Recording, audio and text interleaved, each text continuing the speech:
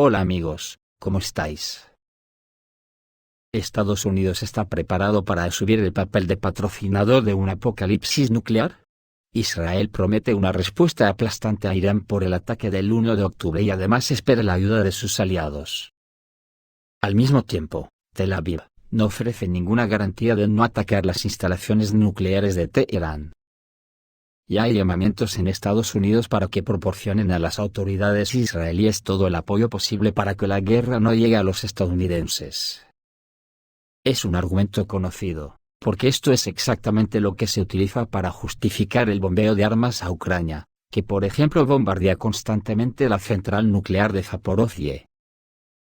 La escalada en Oriente Medio va más allá de todos los límites. El continuo apoyo de Washington a Tel Aviv amenaza no solo con un agravamiento, sino también con un desastre nuclear.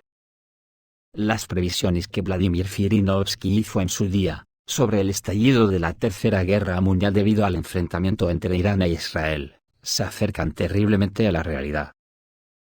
Por eso extraña sobremanera, que hoy, en plena Tercera Guerra Mundial en la que ya estamos inmersos, resulta, que para tranquilizarnos a todos, aparece un artículo en la prensa rusa de RT Noticias, sobre el sistema perímetro, también llamado el botón del juicio final, y que nació en la Unión Soviética.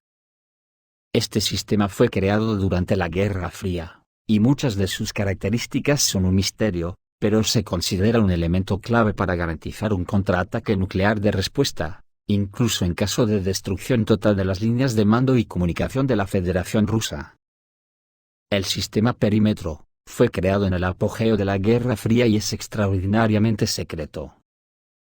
Después de décadas, solo se conocen principios generales de su funcionamiento, pero aún así, la verdad muchas veces se mezcla con la ficción, dicen hoy en el canal RT. Su apodo estadounidense de Adhan, o mano muerta, apareció en la segunda mitad del siglo XX, siendo Estados Unidos el primero en desarrollar un sistema de este tipo. Varios detalles sobre el sistema no se conocían hasta principios de los años 1990, cuando uno de sus desarrolladores desertó a Estados Unidos. El 8 de octubre de 1993, The New York Times publicó un artículo titulado Russia's Doomsday Machine. Allí, por primera vez, apareció en la prensa información sobre el sistema de control de las fuerzas de misiles soviéticas. En una de sus últimas apariciones de Putin en la Asamblea General de las Naciones Unidas, creo que fue en la de 2020, Putin en el discurso anual en la Asamblea de las Naciones Unidas, volvió a dejar constancia de la diferencia sideral que hay entre su concepto del mundo y el de los líderes occidentales. Pero quiero resaltar solo el tema bélico, que parece que es el único que le interesa a los líderes de la vergonzante OTAN, pero no sin antes enumerar algunos apuntes a destacar en la postura de Putin, y que hoy se hacen rabiosamente actuales.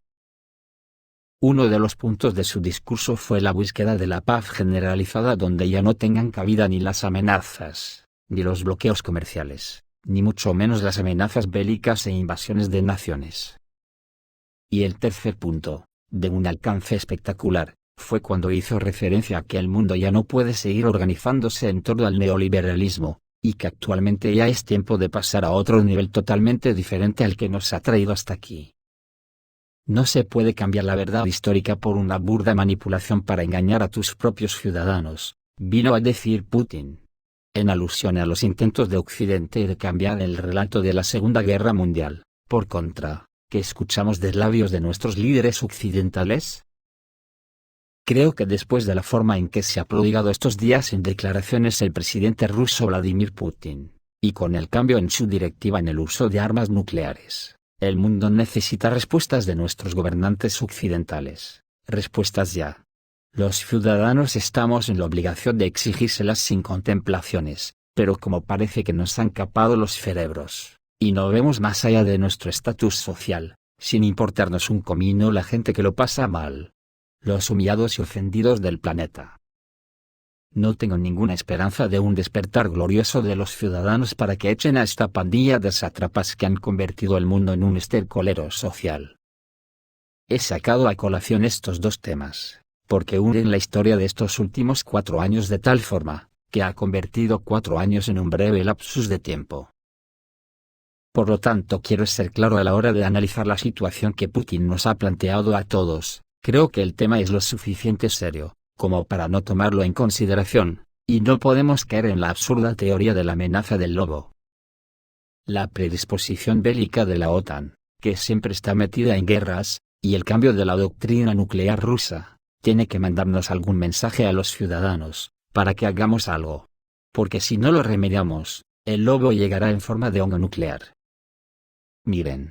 A lo largo de los últimos meses he podido leer a insignes politólogos aseverar que no habrá guerra nuclear nunca, aunque cada vez son menos, pues yo, respetando su criterio, no estoy tan convencido, es más, nada convencido. Es muy fácil hacer pronósticos, pero cuando los hacemos nos tenemos que basar en estudiar a fondo todo lo empírico que se nos muestra en los acontecimientos. Echar la vista atrás en la historia y analizar filosóficamente qué mueve al ser humano a creernos que una cosa nunca puede ocurrir cuando resulta que la historia nos ha demostrado que ya ha ocurrido antes.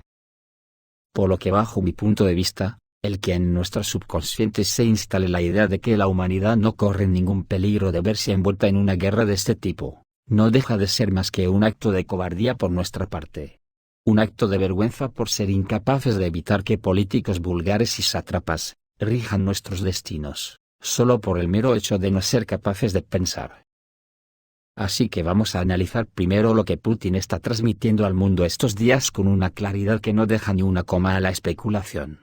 Por si alguien alberga alguna duda de que no recogería el guante en caso de un desafío, qué barbaridad sería pensar lo contrario. Putin lo ha dicho meridianamente claro en múltiples ocasiones. Un ataque nuclear a Rusia causará el fin del mundo. El presidente ruso, Vladimir Putin, afirma que Moscú no recurrirá a su arsenal nuclear más que en reciprocidad.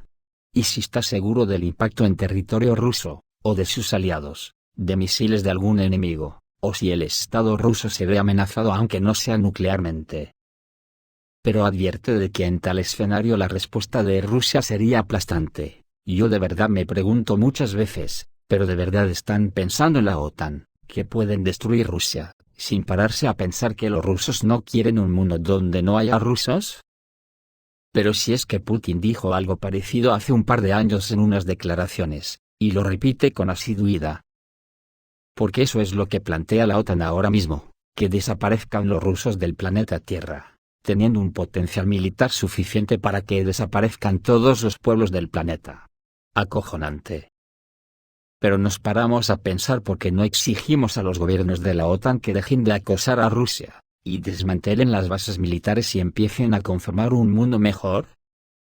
¿Tendrán algo que ver en esta forma de moldearnos el pensamiento, los tres poderes fácticos del feudalismo, como son los señores feudales, las distintas iglesias, y los militares?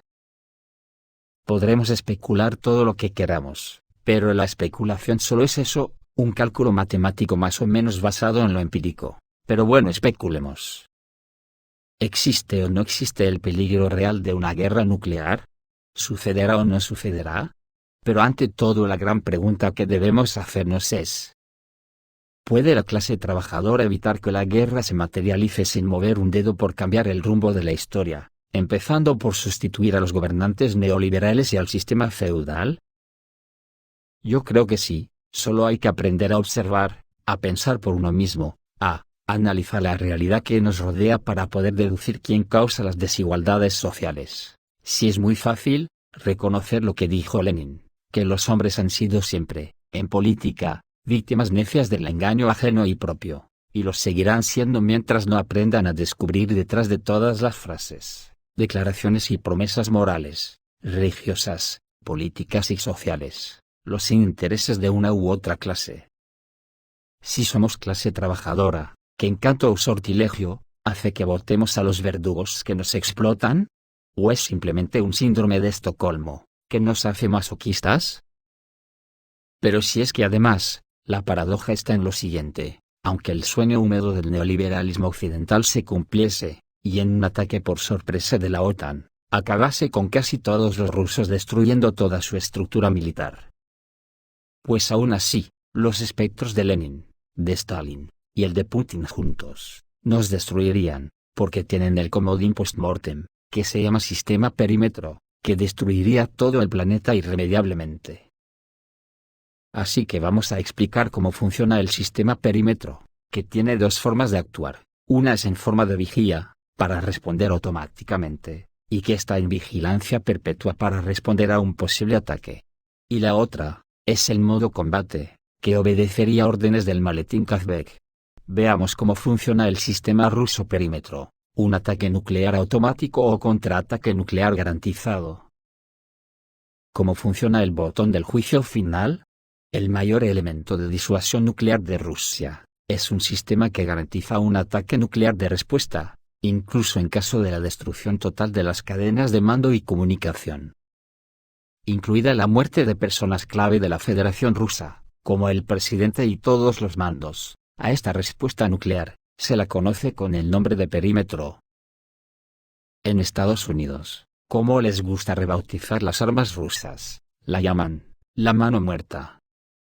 Fue desarrollado en la Unión Soviética, y puesto en servicio en 1985 a raíz de la aparición en Estados Unidos de la doctrina de guerra nuclear limitada y relámpago, que preveía la realización de ataques contra los objetivos más importantes de Rusia, la destrucción de aeródromos y grandes nodos de transporte e industrias.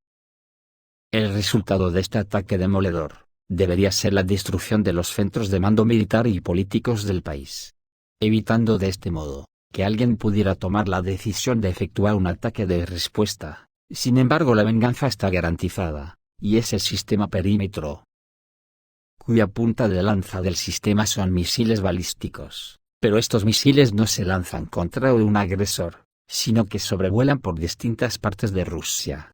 Sus ojivas no portan cargas termonucleares, sino potentes transmisores que emiten señales de órdenes y control a todos los sistemas de misiles estratégicos, que son los que están equipados con ojivas nucleares, estén instalados en silos, aviones, submarinos, o sistemas móviles con base en tierra. El sistema está totalmente automatizado. El factor humano en su trabajo está minimizado, y en cierta fase, excluido totalmente. De hecho, el perímetro es una duplicación de todo el sistema de mando para todas las tropas que dispongan de armas nucleares.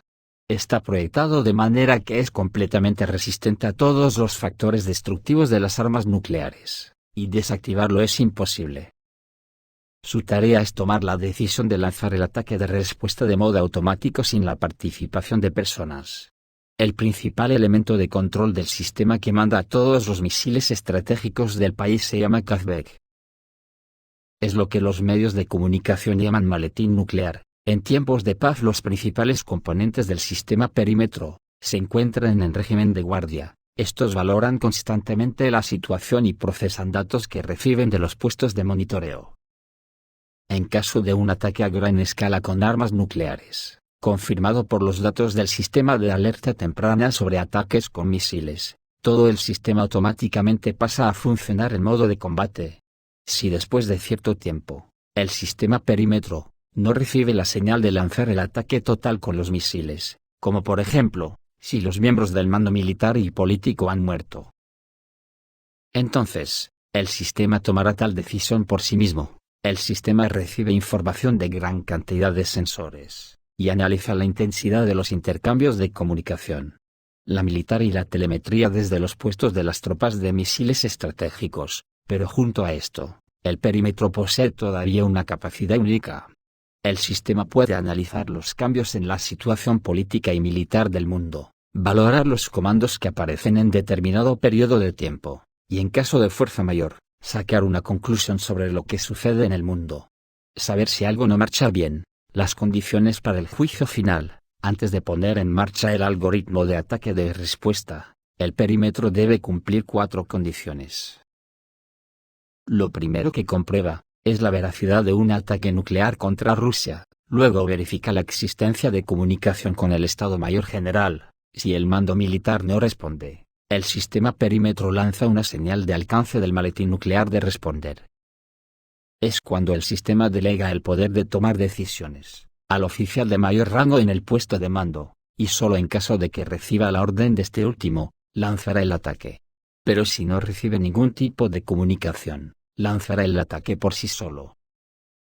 Pero para que todavía sea más seguro, e imparable. Hay circunstancias en que el sistema puede actuar sin recurrir al máximo mando militar del país, al descubrir, por ejemplo, múltiples fuentes puntuales de radiación electromagnética ionizante intensa.